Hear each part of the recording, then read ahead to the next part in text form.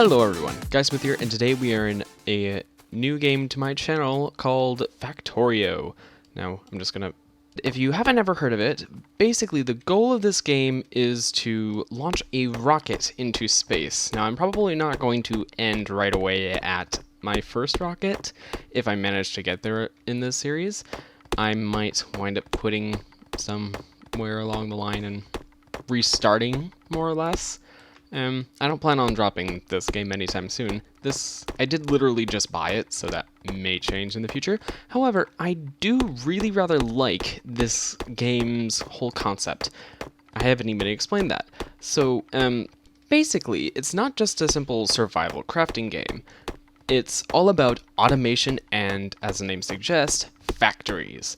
Factorio is pretty much a giant factory simulator where you automate the extraction and refinement and production of resources. I can actually go right away, rotate, and place you there. And then put half in there and half in there. And that is my first burner mining drill placed. You start with these items, and more or less, that's what you have to go from. Now, you may notice, if you've seen anyone else play this game, you may notice some of the little icons, and also that I can collect from that far away. Now, that is because of a mod called Far Reach. As well, you may notice that it's dark out, but around me there's a giant, basically the power of 1,000 suns, as one person using the mod said. That would be the, well, mods. I don't have any that actually change the world, but I do have a couple of utility mods. Namely, one that's a clock right here, and the light mod, Arumba's light mod, which is something I would recommend for all YouTubers, just in general, because it looks quite nice compared to the very, very likely oversaturated black due to how YouTube likes to darken everything. So does Sony Movie Studio, my video editor. It does exactly the same thing as YouTube. And sometimes I have to go back and change the things after I've rendered them onto YouTube because they become even darker. Which, to be fair, I don't always do, even though I probably should a little more often than I do. Yeah, it can be quite bad. Yeah, and you can see that there's such a short range that I can actually, I guess, mine resources. My player is only a few tiles away from this tree, and yet I can't mine it. The Far Reach mod basically is, in the case of anything that I've placed, from anywhere visible, I can interact with it. And it is very, very useful. And then I have another mod called Bottleneck, which basically is these little dots. Actually, there's another key, controls. What is the visualization for that? Show info, Alt. There. I want to have that up just so that I can see that stuff is... Oop. I actually want to put more fuel in there and a little bit more fuel in there. Alright, so that basically allows me to... Pressing Alt is a normal thing. It allows me to see where those are pointing and what's in chests and furnaces. And Bottleneck is this little thing. Now, if you don't have any issues at all, everything is flowing just fine, it will be green. If there is something blocking it, and it's not able to export items, basically it's bottlenecked up ahead, it will be yellow. And if it's missing resources, it will be red. So using this mod, you can really see what is slowing down or possibly destroying or plaguing your system. You can see faults and everything. It is very, very nice to be able to see and helps with diagnosing issues. Now, I have also added a mod called Squeak Through, which, if you'll notice right here, normally you won't be able to walk through these two things like that. However, I can because of that Squeak Through mod as well. I have another mod called Tree Collision in here, which basically means that the hitboxes for trees are very, very small. So I can pass through the trees very, very easily, which is very helpful. Very, very helpful. I do still have to chop them down in order to place items though, which is a little bit of a nuisance, but oh well. I'll make an iron axe now.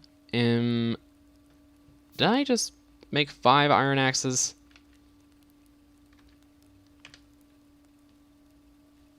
Right, because I right-clicked. That makes 5. Okay, I'm sorry. I'm a little bit of a noob on that. Okay, now I need some stone, and that is over here.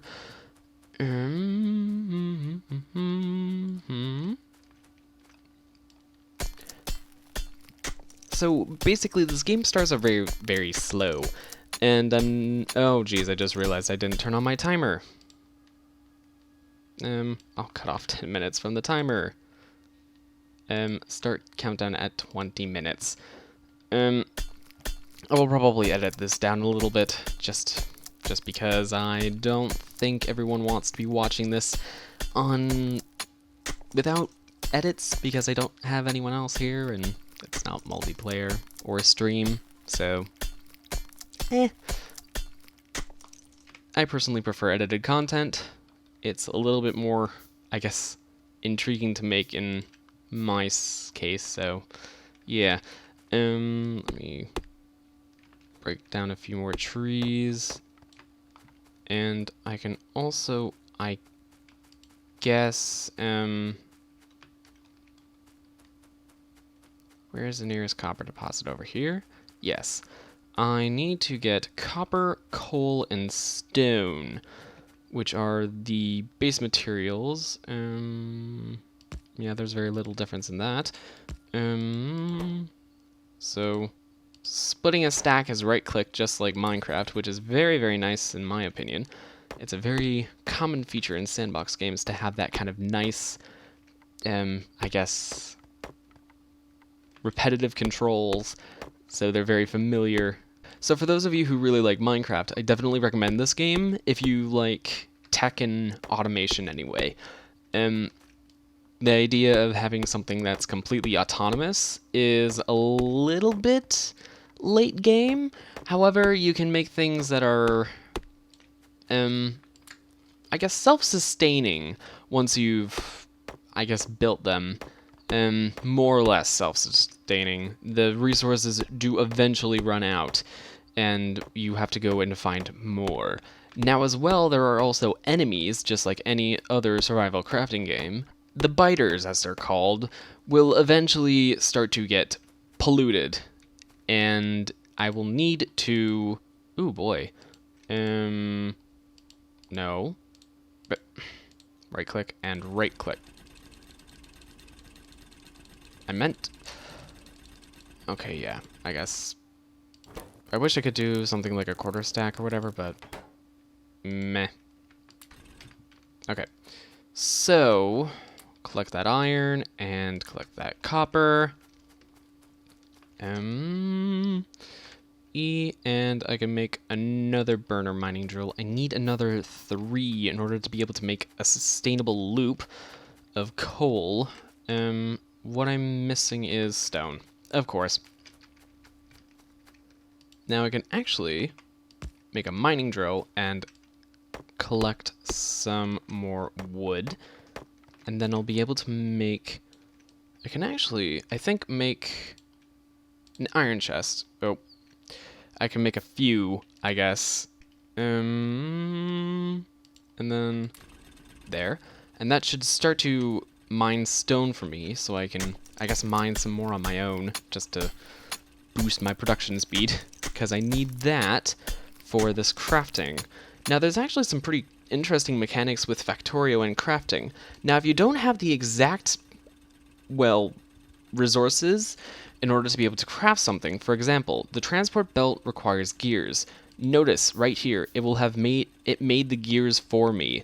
However, of course, when there's components that require crafting, it will craft those first, which it shows on the very bottom of this little tooltip. Total raw time based on raw materials would be 1 second, because it takes half a second to make the iron gear wheel, and then another half second to make the actual transport belt. So that's how this works. It's a rather crafty system in my opinion, and I quite like it.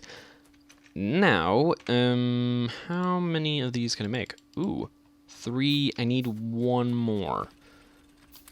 Oh, I need more iron. Iron. Collect that. Alright, that should be good. So that should be 3 or 4 of these, I mean. And I can go do rotate, rotate, and rotate. And, put the 1 required coal into that one, it'll feed that one, and then that one will be fed. And because it gives you multiple coal for 1 coal, because they're all feeding into each other, you will eventually have a surplus, which is very, very nice. And thank you, Far Reach. I don't have very much wood. However, coal lasts a lot longer at the furnaces, I believe. So that should be good. And half the coal. Another half of that. And over here, I will give you 2 coal, because I don't need too much stone. Sweet. Very nice. Very, very nice. Things are beginning to become automated. Now, the next step would be for me to get electricity. Now, electricity and an automated system for things to, I guess, smelt. I need more iron and throughput though, so I guess electricity will probably need to become the priority. Now, in order to be able to do electricity, I need 1 offshore pump. Don't right click. Gosh, I'm used to thinking, oh, right click is 1 and left click is multiple. I don't know why. So I made the offshore pump, and I need... I guess I'll make a couple of boilers and then a steam engine, and I need to make power line and a little bit of pipe, and collect some more coal. So I guess the offshore pump is able to automatically, well, pump. I'll make all the pipe I can. Alright, so 1, and that's not a lot of boilers. Ooh, there's my research.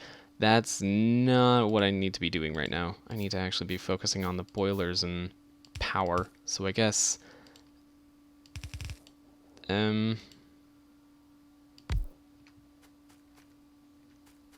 yeah, and then I can put that there. Yeah, that's the closest I can put it. Ooh, nope. A handy little feature of this game is that when you're placing things like power poles, you basically can hold down the button, and then the furthest extent it could possibly go will automatically be given to you, which is really, really handy. I really like that feature. Now, alright, I need to make a little bit more power pole. Right click, right click. Just basically make it all that I can. Control click to get a little bit more coal out of each of these. And I want them to all be in a straight line. Oh boy. Note that this game will definitely be an OCD-inducing game. So I can make 2 electric mining drills. Ooh, very, very nice. And see all the pocket crafting, which is very, very nice. I will place that one there, and the other one right there. And rotate. It will have an automated output right there. I can craft some more transport belt. Not much. Now I can also place a power pole there. Does that feed it power?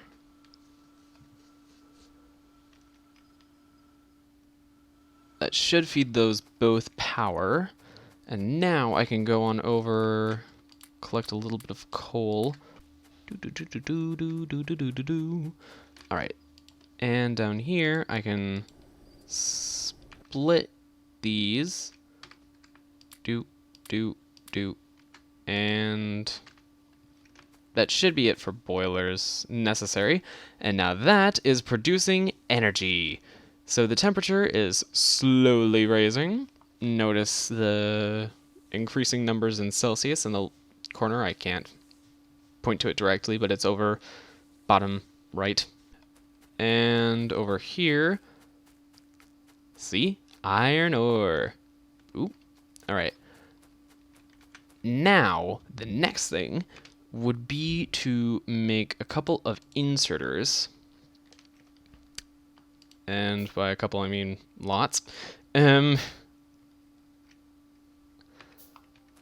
I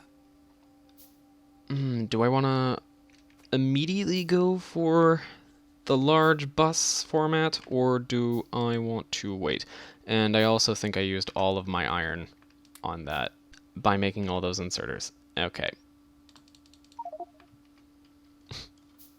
Derp. Okay, where do I want my base smelting area to be?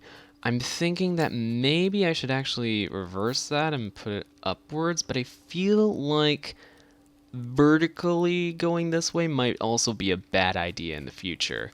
I might actually want to redo that. Yeah. Definitely going to want to redo that. So I guess rotate and put it there and there. And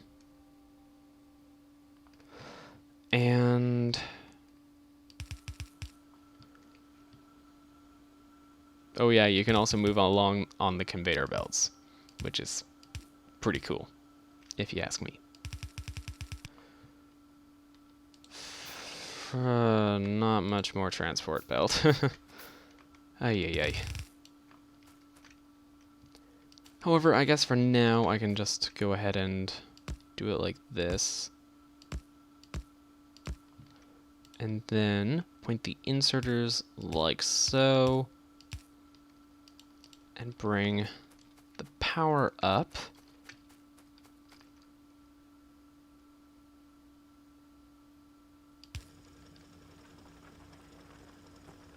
Right. And ooh, not what I meant to do. Nope. Keep on going at weird angles. And I got moved. Anyway, there we go. That should be power for all of those. And then, that should be all of those. Oh boy, also, I think that I don't have enough power production. Nope. It's just the fact that my power poles aren't connected. Brilliant. Now it's working. Okay, and now to automate transport just a little bit more, I can make one more inserter, which will be 5, the same number of furnaces I have, and do. Do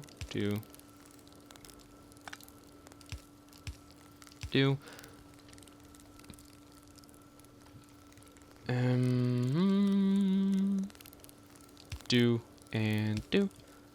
Place that down. Just toss that in there.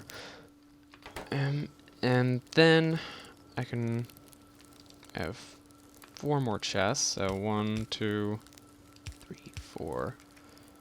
Then I need a little bit more iron plate just to make 1 more chest. And there we go. Now that should be completely automatic. Sweet. Thing with these guys is that they only take from one side, I think. So... Oh, actually they are taking from both sides. This one is not taking from both sides, though. Interesting.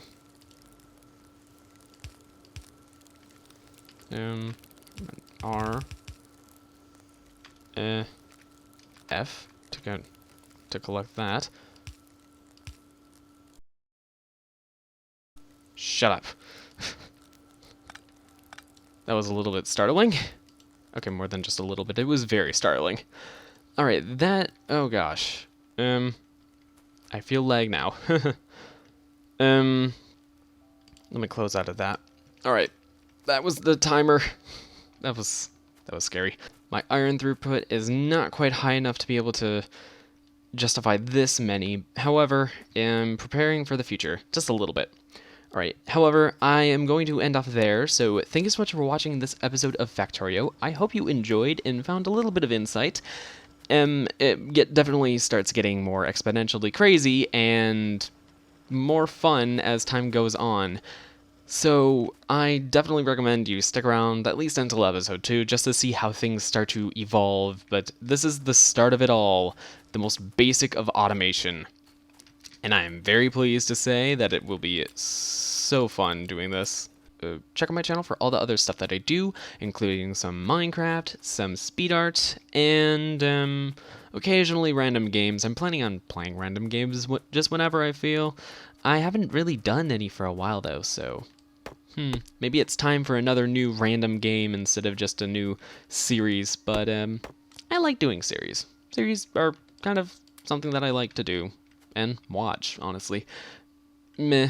Anyway, enough rambling about content. Subscribe if you want to see more episodes of this series, and tell me in the comments, are you excited for Factorio? Do you want to see something specific? I'm not doing challenges like the tree challenges or no pocket crafting. Obviously, I've already failed that. I'm also probably not going to be doing anything like time, but if you think I should try to do something in this series, or if you have a comment for speed art recommendation, feel free to leave it below, and just know for speed art, it has to be appropriate for YouTube. So that's my only contingency. Yeah, so that should do it. So thanks so much for watching. One last time, and this is Guys Smith signing off. Until next time, take care. Let's go, guys. Bye-bye.